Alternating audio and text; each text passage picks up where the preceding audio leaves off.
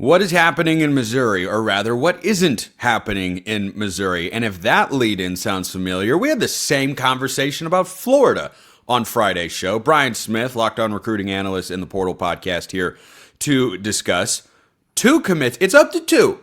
It's up to two for the Missouri Tigers, Brian, in the class of 2026. This is a program in the SEC that's won 21 games in the last 2 years. And we're sitting here at the end of May, and and they landed Williams Nwaneri last cycle. He's not on the roster anymore. Like, is Missouri just destined to be in perpetual mediocrity and occasionally elevating to being above average? I think they're a little better than that because they did get like Damon Wilson out of the portal and some other guys, but it is weird. Like, they've had this success you talked about, and I thought they were going to be kind of a surprise recruiting team this year. But then when I texted you that, like, hey, they got one commitment. You're like, what? I'm like, they got one commitment. I don't know what to tell you. That's where they're at. And I'm as surprised as you, and I study this every day.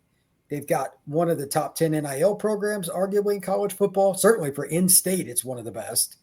They just finally got an in-state kid to commit. They didn't finish in the top 3 to 5 for Jackson Cantwell, an in-state player, which is shocking. Not great. Yeah, that was pretty bad. And your parents went to school there. That hurts. So, like, I don't know what the deal is, but they got to figure that out because your window when you're Missouri to strike is right now. This has to turn around. And while they've got 2 commits, they've got a bazillion visits coming up. And how is that going to go? I don't know, but right now I'm a little nervous because you only got 2 guys committed off 21 wins over the last 2 years. I'm not going to look it up because I don't need to. That's the most they've had in the last 30, 40 years in 2 years. There's no way. There's no way. They just have been so bad. So if you can't capitalize now, when are you going to capitalize? That's what I wonder because, a school that pops in my head is the one that we talked about earlier on today's show with Richie Bradshaw of Locked On Sun Devils, and that's Arizona State. Arizona State goes out and wildly overachieves. They're picked to finish last in the Big 12. They win the conference. And what are they doing? There's buzz. We've talked on the show before about whether Arizona State could get a top 10 class. And that might be reaching a little high, but it doesn't feel out of the realm of possibility. Missouri doesn't feel close. And when you take this step forward, you ever see the movie Mall Cop with Kevin James? God, that was good. Oh, yes. I love that movie. I love that movie growing up. Here's what Missouri is. Missouri is that scene where he takes the hot sauce and he shoots it across and he gets it in the bad guy's eye. And then everyone's standing around waiting for him to go and attack and to capitalize on the fact that he just landed a drop of hot sauce in a guy's eye and he's temporarily incapable of fighting. And then Kevin James sits there and he's like, and he just stands there, and they're all waiting to go for him to go forward and to, jump on the guy. And then Beck comes out of it, and he goes, probably should have capitalized on that. Like, you're not gonna have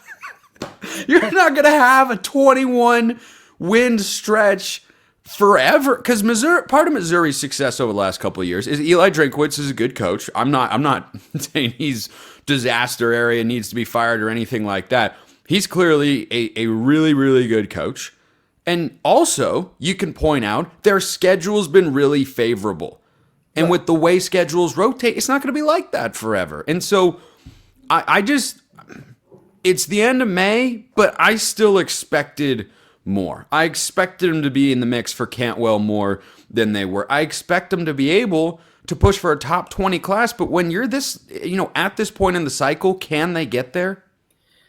They got to hit the inside straight, man. Like, I'm looking at some of their visits now, and they got some really good players coming on campus. But I want to go back to Cantwell. In state, they're not doing as well as I thought they would, but that could change. But like with some teams, like I did an Oklahoma podcast earlier. One of the things I told the guys over there is like, if they start out the season this year better than what they're expecting, like Oklahoma's over under on FanDuel is like 6.5 because their schedule's crazy. If they overachieve, they'll probably flip some kids. Well, Missouri's expected to do pretty well this year, A, because of the schedule, and B, they've been pretty good. They're not going to get the same kind of thing going that Oklahoma does if they win. They got to get it done this summer. Are we confident in that with 2 commitments? I'm not. So I need to see it now. I'm in a little bit of panic mode for Missouri because 2's not enough. And I'm sure they're going to get some good players. They'll sign a top 25 class, but this should have been one of those classes where they pushed forward and possibly got into that top 10 or at least close. Right now, I'm not seeing that. You're still confident they push into the top 25? It's very possible because this is a long process. They can still flip a few kids, but like not coming close on Cantwell, you're not going to flip him. Obviously, that's a plug and play guy. In the state of Missouri, there's still quite a bit of talent in St. Louis, Kansas City. They could get 5, 6 kids in state that are good. And some around the country, Texas, Florida kids they got coming in for visits, Shari Charles and different guys. They've got good players coming in. I'm just not confident in that staff right now. It's the visits look good, but you haven't gotten anybody, and everybody else is picking up commitments all over the place. What is going on? I'd love to know. And I'm sure there's a lot of chatter on the Missouri message boards about it too, because why wouldn't there be?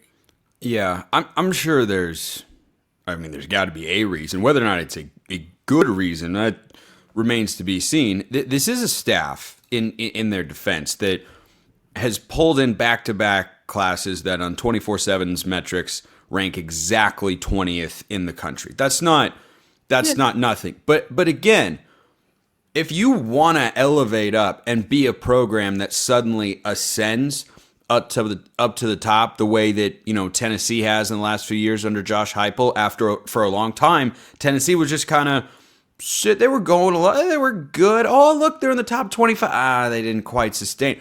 Now Tennessee can come into every season, and this one is different, of course, because of the Nico situation, and expect to make the playoff because the way I see it, they recruited a high level, right? They're going to have players come in behind them. They may not have the experience, but they walk in the room like, that's what it's supposed to look like. If you don't get those guys, you don't advance in the playoffs. You go home, or you're like you and I, you just sit and watch it on TV anyway. It's about the players at that level. It's 100% about recruiting. You can ask Kirby Smart. He talks about it all the time in press conference. It's about recruiting. So I don't see my family that much. It's like he openly admits that. So they better figure it out because, again, this window is small. Starting next year, they're going to get a harder schedule. It's a lock. They rotate the schedule next year. It's not going to be the same. They need to capitalize on this class and then have a good year. Then they'll be okay. But they got like the next 6 weeks for Missouri is huge. Brian Smith, the Portal Podcast, longtime recruiting analyst. Great as always. Appreciate everybody listening. I will see you next time. And until then, hope you all have a wonderful rest of your day.